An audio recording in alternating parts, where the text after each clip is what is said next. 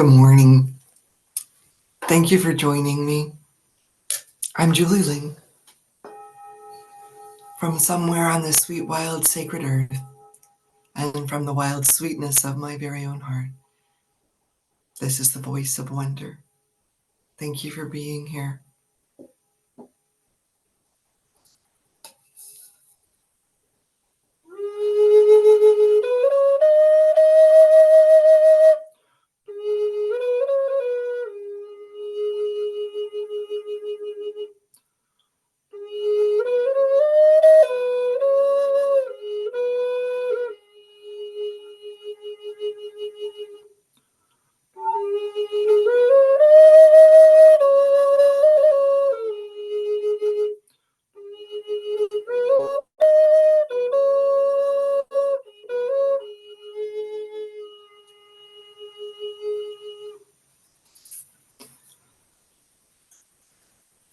Today, as I was tuning in to what to speak about, what to settle into, two thoughts came to mind. One came to mind yesterday and another this morning, and I can see now that they're very possibly related.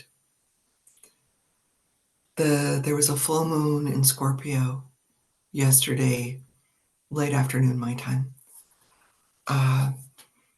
And I noticed a lot coming up in me. I felt really, really tired, just exhausted to my bones, and all I wanted was to rest. And this morning I woke up and the rain has started, and I thought, oh, it's just past the full moon, and this is the part of the moon cycle where we release. What is it that wants releasing? And I'm just going to invite you right now to drop into the possibilities of what that might be for you. What no longer serves you that's ready to be let go of? What's weighing you down that you could let go of and feel lighter? What part of you needs rest? It seems to me that these days the culture is more like the ever-ready bunny, going, going, going, going, going. And even though we're in the spring, in the northern hemisphere, in the spring, the season of expansion, still it feels like, yeah, I don't really get to rest. And maybe we do really get to rest. Maybe we really do need to rest in order to have the energy to do what calls to be done for us. So I invite you for these few minutes to drop in, to rest, to noticing, to maybe asking what inside of me is ready to be released. My favorite image of this is, it might be a heaviness, it might be a jealousy or a resentment or some other denser energy that I've been holding on to. And I simply imagine, rather than thinking, oh, this is something bad, this is something I shouldn't have, all the emotions are normal and we all have them. What if it's something that I've been holding on to and I can set free like a dove to return to its original purpose, its original light, to divine light, to whatever. And that feels really freeing to me, to simply let it go and let it take flight, restore it to whatever its original energy or purpose was. So I offer that up as a possibility, and I'll offer a little music for things to rise up upon.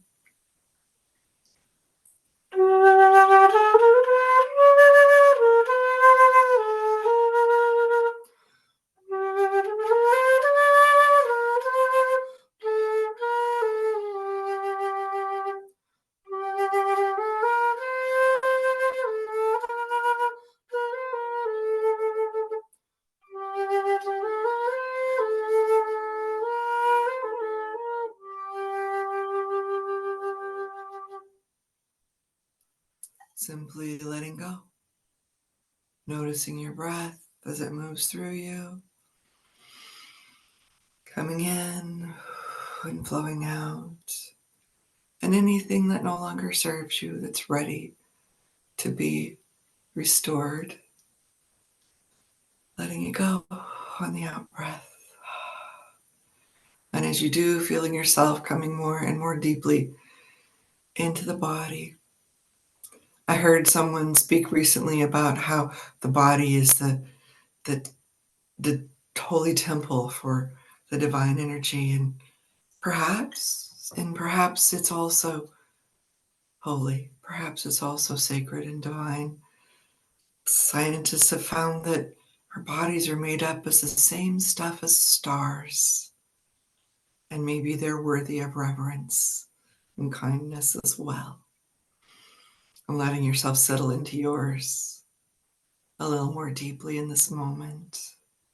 And the other thought that had come up for me yesterday that I realized this morning maybe is connected or is a thing to release. I was thinking about the word should. And years ago, I remember hearing Louise Hay speak, and she said, I try not to use the word should because whenever I use the word should, either I am wrong, I was wrong, or I'm going to be wrong. And so I prefer to use the word could because could has possibilities.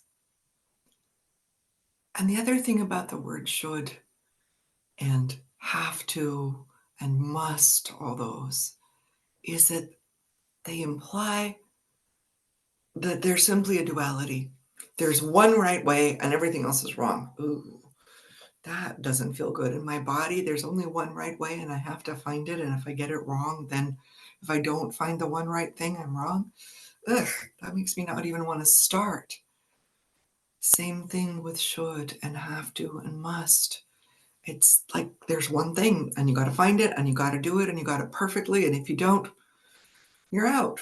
Like that one thing and you get 3 strikes and you're out of the game. That doesn't feel good to me. And, right and wrong, there's just one way. It feels very limited. And and I was thinking about it and thinking about a diamond. And a diamond with 2 facets would be weird, well, maybe be ugly, and certainly wouldn't be as beautiful as a facet with many diamonds, a diamond with many facets, with all these layers and facets and edges and sides. And I think the world is much more like a diamond than I almost see the right wrong as a sword with a very straight edge, and man, you fall off of it unless you can do it just so. Well, it takes a tight rope walker to be able to do it. It feels like setting us all up for failure. That doesn't feel very juicy or fun. So I invite you into the vision that perhaps your neighborhood, perhaps your state, province, region, country, world is a many-faceted diamond, and its beauty is added to by the many facets. What if today we just sit in that energy of the diamond and maybe let go, even a little bit, of the notion that there's just one right thing, one right way, and everything else is wrong? It's so heavy. It feels like such a burden to me. And just for today, I invite you to entertain the possibility, to play with the idea that maybe there are many right ways, many right paths, many, many possibilities. There's a wonderful line in a Rumi poem that I adore. There's a field beyond all notion of right and wrong. I'll meet you there. Today I invite you to meet me there in the field beyond all notion of right and wrong.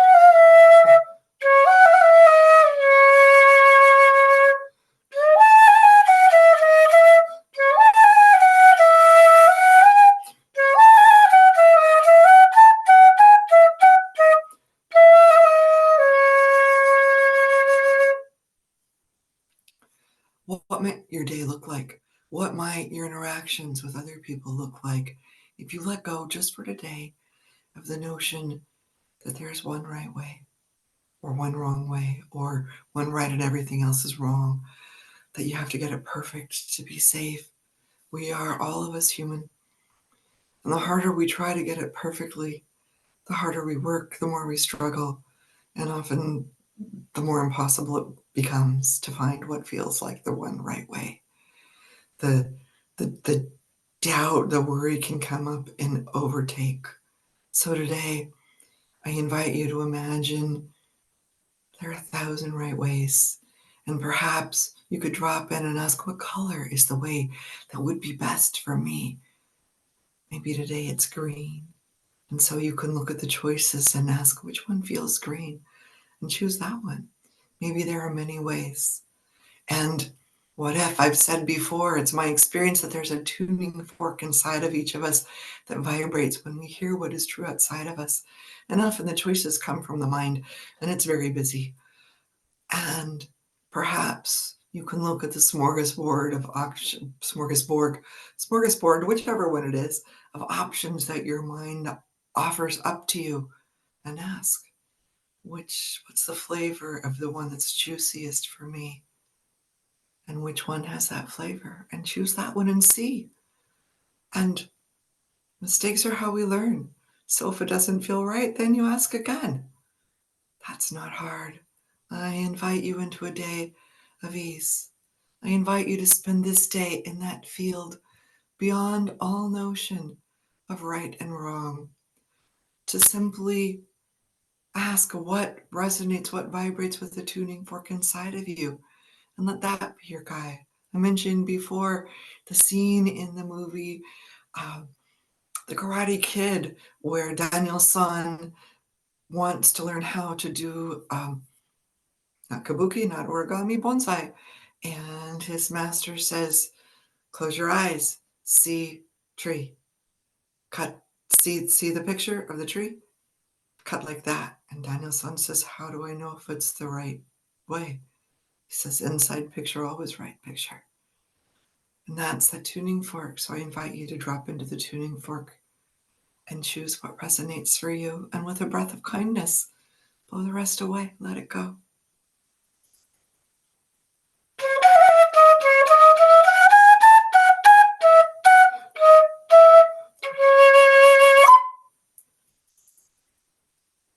Thank you so much for joining me. I'm Julie Ling. This is the Voice of Wonder. And today I invite you to let a little more your heart sing. Have a beautiful and blessed day.